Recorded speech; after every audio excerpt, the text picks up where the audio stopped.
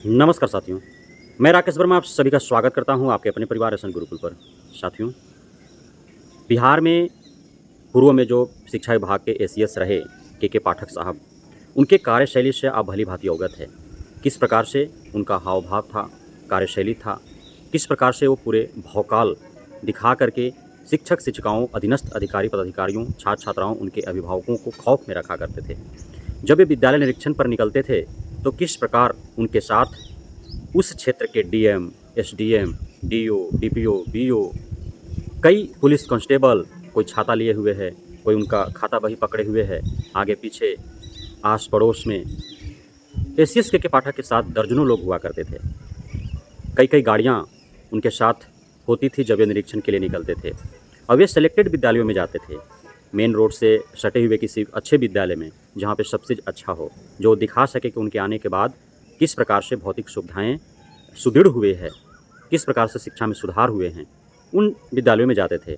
कभी उनको नहीं देखा गया कि किसी पोषक क्षेत्र में वो जा कर के बच्चों के अभिभावकों से मिले हों, बच्चों को वो समझे हों, अभिभावकों को मजबूरियों को वो जाने हों कि आखिर वे बच्चों को विद्यालय क्यों नहीं भेज पाते हैं, क्या मजबूरी है, बच्चे क्यों नहीं विद्यालय आ पाते हैं, नामांकन इतना कम क्यों है, नामांकित बच्चों की उपस्थिति इतनी कम क्यों है, कभी नहीं देखा गया ऐसा। अब साथ ही देखा आपने किस प्रकार से के पाठक के द्वारा असंवैधानिक, अमानवीय, अनैतिक कई प्रकार के पत्रांक जारी करके आप सभी को हमेशा शोषित और प्रताड़ित करने का प्रयास किया गया। आप सभी के पाठक के रहते हुए मानसिक और शारीरिक रूप से तंग रहे। आपको भीषण गर्मी में भी विद्यालय आना-जाना पड़ा। आपको भीषण ठंड में भी विद्यालय आना-जाना पड़ा। इस भीषण ठंड और भीषण गर्मी के दरमियान आपने कई अपने सहयोगी शिक्षक-शिक्षिकाओं को खोया है। आपने कई अपने बच्चों को खोया है। तो तमाम प्रकार के आपको दंश झेलने पड़े हैं, तमाम प्रकार के आपको कष्ट झेलने पड़े हैं। लेकिन उस दंश, उस कष्ट का बादल तब छटा जब के पाठक का मनमुटाव मुख्यमंत्री नीतीश कुमार से हुआ और वे लंबे छुट्टी पर चले गए और उनके बदले में उनके जगह पर डॉक्टर एस सिद्धार्थ शिक्षा विभाग के एसीएस के तौर पर अतिरिक्त पदभार संभाले। जैसे ही पदभार इन्होंने संभाला, के पाठक के द्वारा बनाए गए उन सभी असंवैधानिक, अनैतिक, अमानवीय नीति, नियमों, सिद्धांतों को उन्होंने निचोड़ करके और उसमें भरसक सुधार और संशोधन करने का प्रयास किया, जिससे शिक्षक-शिक्षिकाओं, छात्र-छात्राओं को सहूलियत हो। जब गर्मी अत्यधिक पड़ी और जब देखा कि इस भीषण गर्मी में कई छात्र-छात्राएँ, शिक्षक-शिक्षिकाएँ जो है वो बेहोश हो जा रहे हैं, उल्टी और दस्त होना आरंभ हो जा रहा है, नाक से ब्लीडिंग होना आरंभ हो जा रहा है, मुख से खून भरे वोमिटिंग होना आरंभ हो जा रहा है। आने-जाने के क्रम में जब उनको लहर मार दे रही है तो वे अनबैलेंस होकर के गिर जा रहे हैं। अर्थात इतने बीमार पड़ जा रहे हैं, इतने गंभीर बीमार पड़ जा रहे हैं, उनके हालात बदतर होते जा रहा है और मृत्यु की ओर आगे बढ़ रहे हैं वे।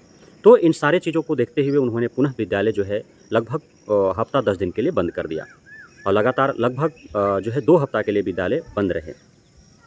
उसके बाद मौसम सामान्य हुआ और विद्यालय पुनः खुले।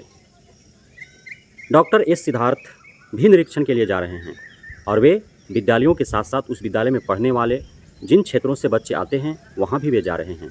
ऐसा ही एक घटना है पटना के ही अदालतगंज स्लम एरिया का। वहाँ पे एक विद्यालय है, विद्यालय में उन्होंने प्रवेश किया। विद्यालय का दरवाज़ा बंद था।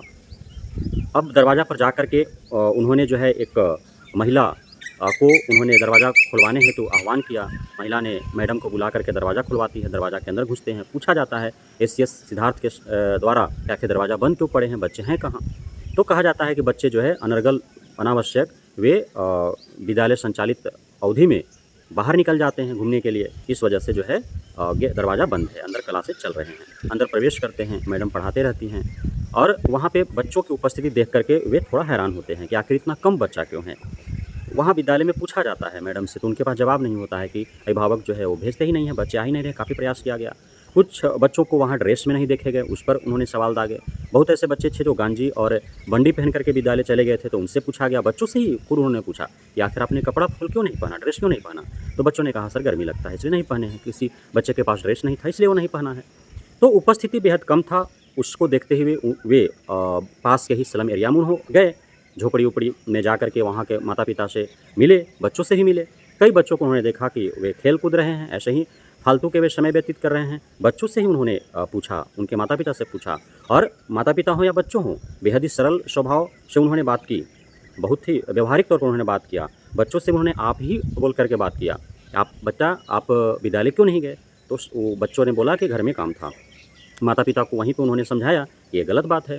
आप जितना भी काम है बच्चों से आप विद्यालय टाइम में मत करवाओ। पढ़ना आवश्यक है, आप पढ़ने के लिए विद्यालय रोज़ भेजो, बाकी सुबह-शाम आप काम करवा लो, छुट्टी के दिन आप काम करवा लो। तो इस प्रकार से उन्होंने काफ़ी देर तक बच्चों से, माता-पिता से मिले और इस प्रकार से जो है उन्होंने निरीक्षण करने हेतु उन्होंने बताया कि हम बार-बार विद्यालय आके निरीक्षण करेंगे। लेकिन अब निरीक्षण विद्यालय में करने से क्या फ़ायदा हो पाएगा जब आप माता-पिता जो है अपने बच्चों को विद्यालय भेजेंगे ही नहीं। तो इस प्रकार से उन्होंने समझाया। तो दोनों पूर्व का एसीएस के पाठक और वर्तमान का एसीएस डॉक्टर एस सिद्धार्थ की जो कार्यशैली है, दोनों में आकाश ज़मीन का अंतर है। और डॉक्टर एस सिद्धार्थ जो है अपने कार्यशैली से के पाठक की कार्यशैली को उन्होंने पैरों तले कुचलते हुए और आगे बढ़ चुके हैं। अब के पाठक का बच्चा से बूढ़ा तक शिक्षा जगत से जुड़े हों या फिर अन्य कोई भी हों, सभी नाम जानते थे। डॉक्टर एस सिद्धार्थ भी अब सभी के दिलों में अपना जगह बना पाने में कामयाब हो चुके हैं।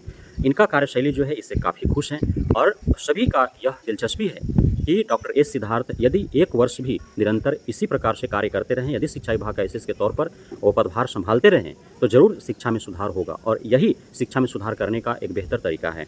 आप कभी भी शिक्षक-शिक्षिकाओं को, छात्र-छात्राओं को, उनके अभिभावकों को, परिजनों को शारीरिक रूप से, मानसिक रूप से आप शोषित, प्रताड़ित कर उनको तंग करके और आप जो है शिक्षा में सुधार नहीं ला सकते हैं। शिक्षा एक ऐसा चीज़ है जिसको प्राप्त करने के लिए या प्रदान करने के लिए शारीरिक और मानसिक रूप से स्वस्थ, स्वच्छ और स्वतंत्र होना आवश्यक है, तभी गुणवत्तापूर्ण शिक्षा की हम कल्पना कर सकते हैं। तो डॉक्टर एस सिद्धार्थ का हर संभव प्रयास है कि इस प्रकार से व्यवस्थाएँ दी जाएँ, इस प्रकार से माहौल उत्पन्न किया जाए, वातावरण बनाया जाए, समन्वय बना करके पारदर्शिता के साथ कार्य किया जाए, सभी के साथ मिलजुल करके कि बिहार का शैक्षणिक व्यवस्था सुदृढ़ हो और बिहार के शिक्षा में सुधार हो और शैक्षणिक पिछड़ेपन दूर हो। बहुत-बहुत धन्यवाद आप सभी शिक्षक साथियों का, नवनियुक्त शिक्षकों का, भावी शिक्षकों का, छात्र-छात्राओं, उनके अभिभावकों, परिजनों का हमारे साथ जुड़े रहने के लिए, बने रहने के लिए, हमें इतना प्यार देने के लिए।